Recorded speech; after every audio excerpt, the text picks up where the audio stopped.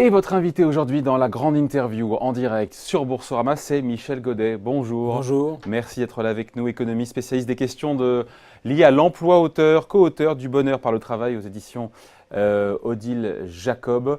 Voilà, avec Marc Mousselit. L'actualité la plus brûlante, on a envie de vous faire réagir d'avoir votre opinion et votre grille de lecture. France Stratégie, on en parlait juste avant, vient de montrer que le CICE avait permis de créer, dans le meilleur des cas, en moyenne, en 3 ans, 100 000, créer ou sauvegarder 100 000 emplois. Ça a coûté quand même 20 milliards d'euros en année pleine en 2015. Et ça fait quand même un peu cher l'emploi, selon vous. Vous n'êtes pas un peu déçu de l'effet limité du CICE sur la création d'emplois? Est-ce qu'il fallait le faire ou il ne fallait pas le faire au final? Pour répondre à la question, de la fin de votre question, il faut que je réponde au début. Voilà. Écoutez, il faut toujours avoir en tête qu'un milliard d'euros, c'est 50 000 emplois. Donc 20 milliards d'euros, faites le calcul, ça fait 1 million d'emplois qu'on devrait avoir au bout du compte. Ouais. On n'a que 100 000. Donc le compte n'y est pas. C'est-à-dire qu'en fait, on a mis en place, pour des raisons qui ont été évoquées précédemment, une tuyauterie qui a été faite sur un coin de table, comme certaines des réformes, d'autres réformes qu'a pu faire l'ex-président Hollande, notamment en matière de territoire et de région. On a l'impression qu'on fume les moquettes un dimanche et qu'on va changer les choses. Et on change, effectivement, mais ça coûte énormément à la collectivité et ça ne répond pas au problème.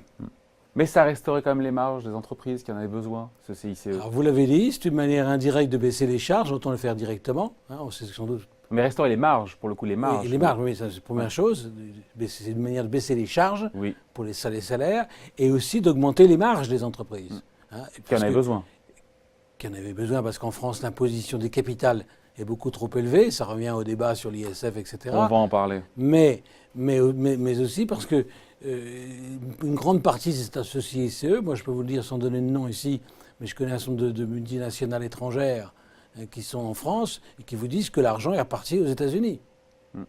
Donc en dividendes pour les actionnaires. Donc c'est pas. France Stratégie dit qu'il n'y a pas eu spécialement de dividendes versés aux actionnaires suite au CICE.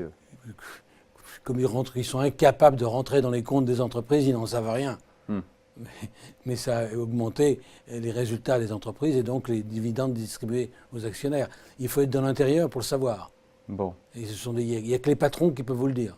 Puisqu'on parlait justement, vous l'évoquiez, la fiscalité du capital en France, est-ce que vous décernez un bon point au gouvernement, Michel Godet, qui baisse, qui aligne la fiscalité du capital en France pour la faire tendre vers la moyenne européenne, impôt sur les sociétés, ISF divisé par quasiment 5, flat tax sur les revenus financiers? Ça, c'était urgent de le faire. Tout à fait. Je pense que ça fait des années que vous le réclamez. Si, vous le réclamiez. Je ne me suis pas spécialement positionné là-dessus. On peut pas se battre sur tous les fronts. Mais ça fait des années que je soutiens ceux qui se sont positionnés. Donc c'est clair. Il faut réduire la taxation des capitals en France. Autrement, on ne donne pas envie d'investir en France. Et on donne plutôt envie aux Français d'aller investir ailleurs. Donc je crois que là, ça a été fait. Et je n'ai pas de remarques à faire, si ce n'est que ce qui est dommage, c'est qu'on n'est pas jusqu'au bout du raisonnement. C'est-à-dire qu'il ne reste qu'un cinquième de l'ISF. En termes de recettes publiques, bon, oui, recettes fiscales. Pourquoi est-ce qu'on ne va pas jusqu'au bout puisqu'on est le seul pays. Vous savez, il y a une règle qu'il faut avoir en tête. J'avais dit ça à Martine Aubry pour les 35 heures. Quand on a une idée, qu'on la croit bonne, et qu'on est la seule à l'avoir, c'est que ce n'est pas une bonne idée. Bon, eh bien, c'est la même chose pour l'ISF. On est le seul pays à l'avoir. C'est que c'est une connerie. Voilà. Et donc, Emmanuel Macron aurait dû aller plus loin en supprimant totalement l'ISF. Oui, ça, non pas en le recentrant sur l'immobilier. Sans doute que c'est un manque de courage. Sans doute qu'aussi il y a une partie de l'électorat qui n'aurait pas accepté immédiatement cela. Mais ce que je regrette, alors puisqu'on va jusqu'au bout, moi je trouve ça sympathique les mesures qui sont prises, même si je pense qu'il faudrait aller plus loin de certains points de vue, comme par exemple la TVA, qui est un outil qu'on a oublié sous prétexte c'est une proposition de Fillon, mais c'était une bonne idée. François Fillon que vous souteniez à l'époque. Oui, bien sûr. Parce que le programme me semblait meilleur et plus structuré, plus cohérent, même si Fillon m'a déçu comme beaucoup d'autres sur les réseaux personnels. On regarde le programme, on ne regarde pas seulement l'homme. Donc il y a des mesures qui restent bonnes.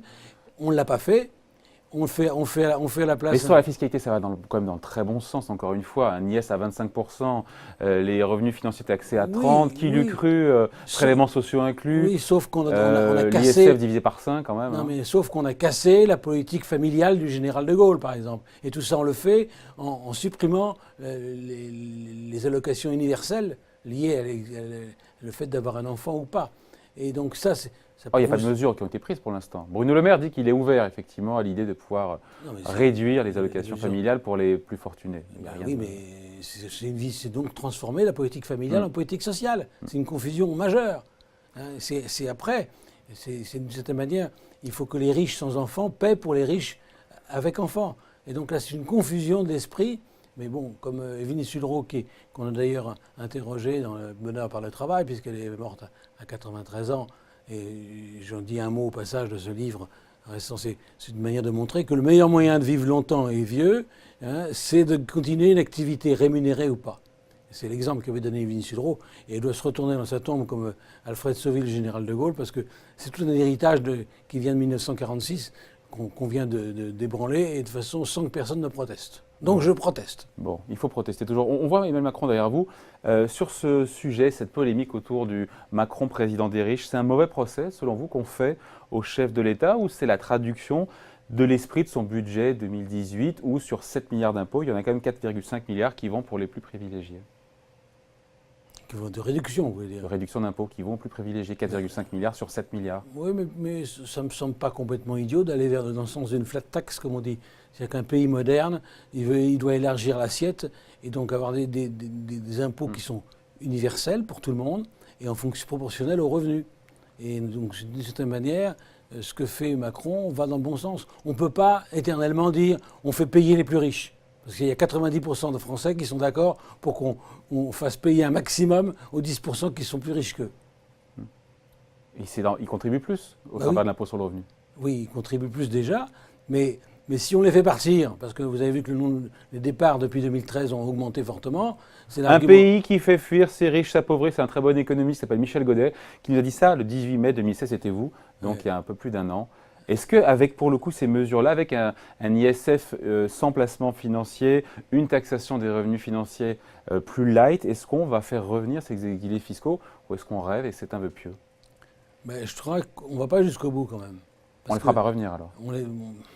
Mais c'est peut-être pas l'objectif. L'objectif, c'est peut-être de freiner justement ceux qui songent à partir. Non, mais si, c'est important. On ferait revenir tous les riches qui sont partis, on augmenterait la base imposable. Oui, mais est-ce que les mesures qui ont été votées sont de nature à les faire revenir? Mais pas suffisamment. Moi, je ne crois pas. Je crois pas. Et pour ceux qui hésitent à partir? Écoutez, ceux qui hésitent à partir, je n'en fais pas partie d'abord. Hein, je ne me suis jamais posé la question. Mais je me le suis posé pour y répondre immédiatement non, parce que je suis attaché à mon pays, et puis parce que, pour être très clair, si j'avais 10 millions d'euros d'une entreprise que j'aurais vendue, je me poserais peut-être la question, hein, comme un investisseur, comment mieux placer mes capitaux. Mais ça n'a pas de sens autrement. Mais quand on voit tous les Français qui partent au Portugal aujourd'hui, eux, leur réponse est claire. Bon, et le choix de recentrer encore une fois l'ISF, ça fait vraiment débat sur l'immobilier uniquement. Est-ce que pour vous, c'est contestable ? Parce que l'immobilier, par principe, n'est pas délocalisable. Et là, on se dit que c'est quand même plutôt malin. On frappe uniquement ce qui n'est pas délocalisable. Oui, mais l'immobilier est déjà très taxé chez nous. Trop taxé ? Je ne sais pas si vous êtes propriétaire, mais je connais des gens qui sont des agriculteurs, des commerçants retraités et qui ont investi dans l'immobilier. Tout simplement pour se créer un complément de retraite. Donc c'est un complément de revenu. Hein, c'est une forme d'épargne individuelle qui est placée, un place-sous, comme ils disent. Hein. Eh bien, ça, il faut faire attention. Il y a toujours des gens qui sont des laissés pour compte des réformes qu'on envisage. Mais qu'est-ce qui est trop taxé en France dans l'immobilier? C'est quoi? C'est au moment de la revente? C'est l'ISF éventuellement? C'est les impôts fonciers? Quand on dit on est trop taxé, qu'est-ce qui est trop taxé dans l'immobilier? C'est tous les droits de mutation. Tout ce qui est... Donc quand on achète? Et quand on achète, ou quand on vend. Ou quand on vend, c'est un frein à la mobilité des emplois. Il y a des gens qui refusent un emploi parce qu'il faut vendre leurs biens.